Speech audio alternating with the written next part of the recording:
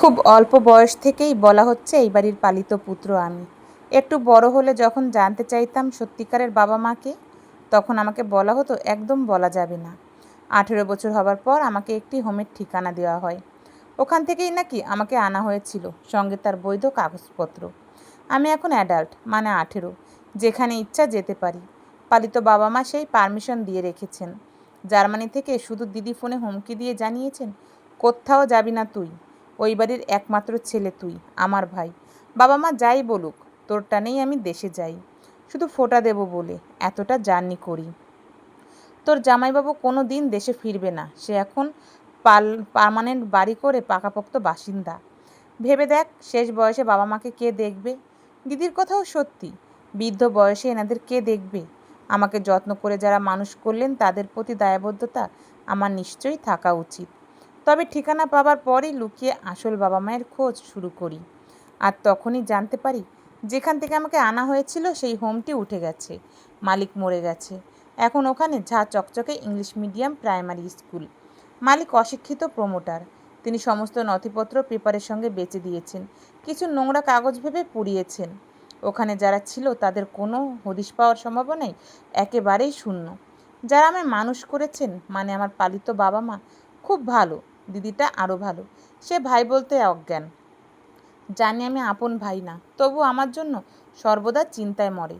বিদেশ থেকে কত কিছু পাঠায়, নিয়ম করে ফোঁটা দিতে আসে, কথা না শুনলে কান মলে দেয়, ভালো মন্দ রান্না করে নিজে হাতে খাওয়ায়। আসলে ওনারা বনেদি লোক, অভিজাত একটা ভাবসাব আছে, বংশের সবাই ডাক্তার। সে কারণেই সকলেরই ইচ্ছা আমিও ডাক্তার হই, কার্ডিওলজিস্ট। ভারতজোড়া নাম হয় যেন আমার। পালিত বাবা মা দিদি সবার মনোবাসনা পূর্ণ হয়েছে, ওনারা যা চেয়েছেন তাই হয়েছি, আমি ডাক্তার হয়েছি, সবই ঠিক আছে। কিন্তু যেদিন থেকে জানতে পেরেছি আমার আসল বাবা মা অন্য কেউ, সেই দিন থেকেই মনটা বিক্ষিপ্ত হয়ে আছে, একেবারে আষাঢ় মাসের মেঘলা কালো দিনের মতো, অথবা প্লাবনের পর অর্ধমৃত সবুজ পাতাহীন গাছের মতো। এবার বাবা মা আমাকে বিয়ে দেবেন। দিদি খুব উৎসাহ নিয়ে ঘন ঘন ফোন করছে। 1 মাস আগে আসবে বলে প্ল্যান করেছে। নেট ঘেঁটে অন্তত গোটা 10 মেয়ের ছবি পাঠিয়েছে। আমি অবশ্য ছবি দেখিনি, দেখতে ইচ্ছা করে না। শুধু কেন জানি না মনে হয় একবার যদি মাকে দেখতে পেতাম, বাবাকে দেখতে পেতাম, আমার আসল ভাই বোনদেরকে দেখতে পেতাম, নিজেদের ঘর বাড়ি দেখতে পেতাম, মনটা জুড়াতো। এদিন বিয়েবাড়ি এসে মা এক অদ্ভুত কথা বলে বসলো। বলল, কী রে, অনেক তো খুঁজলি, পেলি কোনো খোঁজখবর? আশ্চর্য, মা কি করে জানলো আমি আমার আসল মাকে মনে মনে খুঁজছি? মায়েরা মনে হয় এমনই হয়, সন্তানের সব কিছু বুঝতে পারে, আগাম জানতে পারে। কিন্তু ইনি তো আসল মা নয়, এনার বোঝার কথাও নয়। আসল মা না হলে কি সব বোঝা যায়? সন্তানের হৃদয়ের গোপন যন্ত্রণা ধরতে পারে মনে হয় না। তবে ইনি কি করে ধরলেন, কি করে বুঝলেন? তবে ইনি কি আমার সত্যিকারের মা? আমার সঙ্গে ছোটবেলা থেকে লুকোচুরি খেলেছেন, মজা করেছেন, এর সম্ভাবনা একেবারেই শূন্য, অন্তত কাগজপত্র তাই বলছে।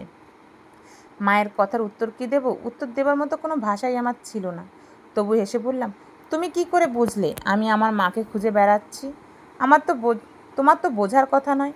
মা আমার মাথার চুল ঘেঁটে দিয়ে বলল, তোকে আমার কোলে এনে দিয়েছিল 5 মাসে, এরপর 3 বছর বুকের দুধ খেয়েছিস, জ্বালিয়ে মেরেছিস, বলেই হাসলো। তারপর অনেকটা সময় চুপ করে থেকে আবার বলল, চোখের আড়াল মানেই মনের আড়াল। তুই তো আমার চোখের মণি, তোর আসল মা হয়তো তোকে ভুলেই গেছে। হঠাৎ কেন জানি এই কথাটায় আমার রাগ হলো। চিৎকার করে বলে ফেললাম, না, ভোলেননি, ভুলতে পারেন না, অসম্ভব। মা আরেকবার মিটিমিটি হাসলো। তারপর আমার একটা হাত ধরে চোখে বিস্ময়ের ভাব ফুটিয়ে বলল, কি করে জানলি? নিশ্চয়ই খুঁজে পেয়েছিস। বল, উনি কোথায় আছেন? কবে আনবি? আমি দেখব কি করে এনাকে মিথ্যে কথা বলি। মিথ্যে বলে আমার যে নরকেও স্থান হবে না। অনেকটা সময় ভেবে ধীরে ধীরে বললাম, ঠিকই ধরেছ, খোঁজ পেয়েছি। আশ্চর্য ছেলে তো তুই, আমাকে বলিসনি কেন? কোথায়, কেমন আছেন? তুই ডাক্তার হয়েছিস, শুনলে তোর মা খুব খুশি হবেন। বলেছিস? জীবনে এই একটি বড় ভুল করলাম। এখন মা আমায় কিছুতেই ছাড়বে না। বাবা জানতে পারলে এক্ষুনি গাড়ি পাঠাবেন, দিদি কান্নাকাটি করবে। বড় ভুল হয়ে গেল। আবেগে কথাটা বলে সবচেয়ে বড় প্রবলেম। বাবা আমাকে আমার আসল মায়ের কাছে পাঠাতে চাইবেন, নিজের কাছে কিছুতেই আর রাখবেন না।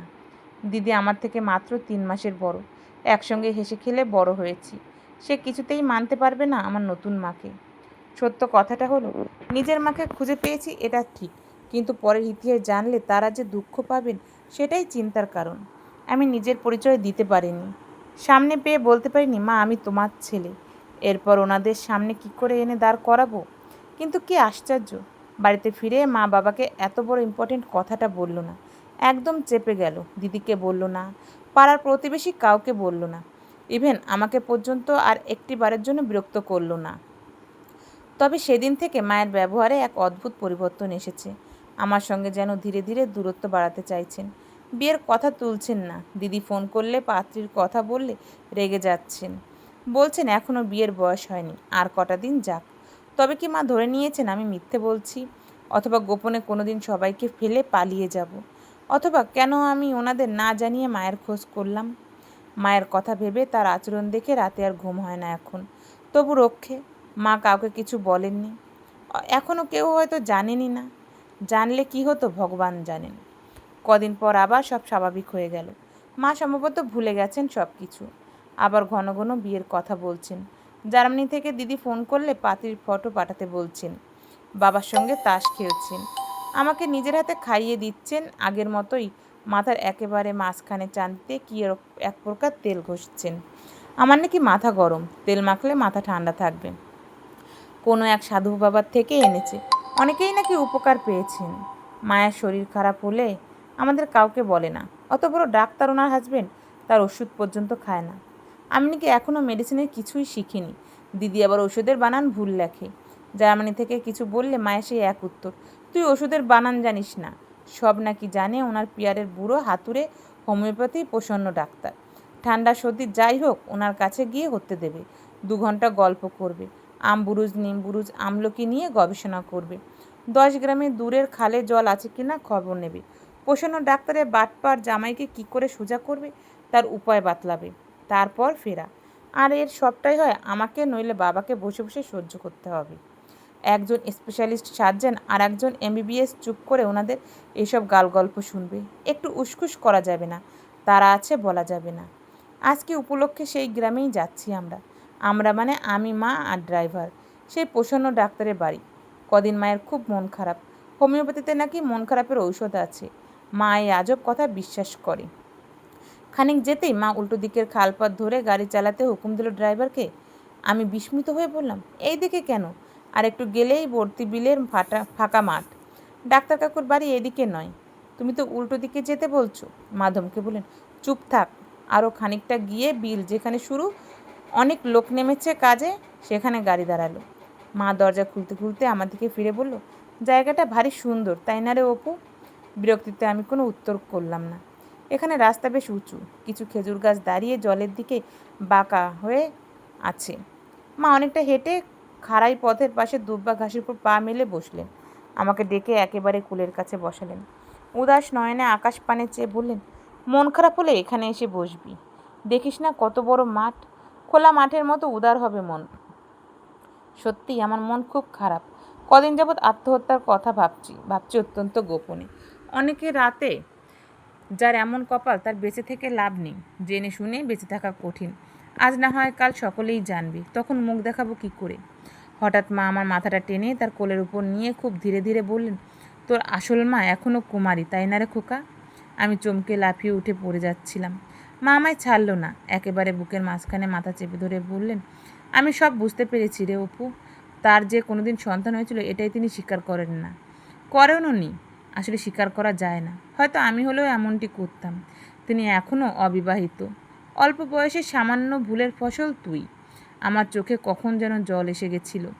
মাকে জড়িয়ে ধরে বললাম, তুমি এত কিছু জেনেও আমাকে এত ভালোবাসো? জানো কতদিন ভেবেছি আমি আত্মহত্যা করব, এ লজ্জা নিয়ে বাঁচব না, কিন্তু পারিনি। শুধু তোমার মুখটা মনে পড়ে, বাবার মুখটা মনে পড়ে, দিদির মুখটা মনে পড়ে।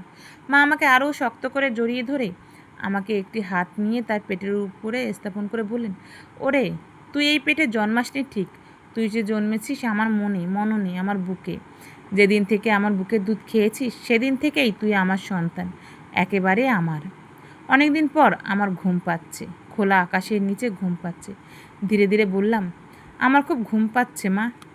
মা আমায় বুকে চেপে চোখের জল ছেড়ে দিয়ে বললেন, আমার বুকে ঘুমা, ছোট্টবেলায় যেমন ঘুমাতে ঠিক তেমন করেই ঘুমা।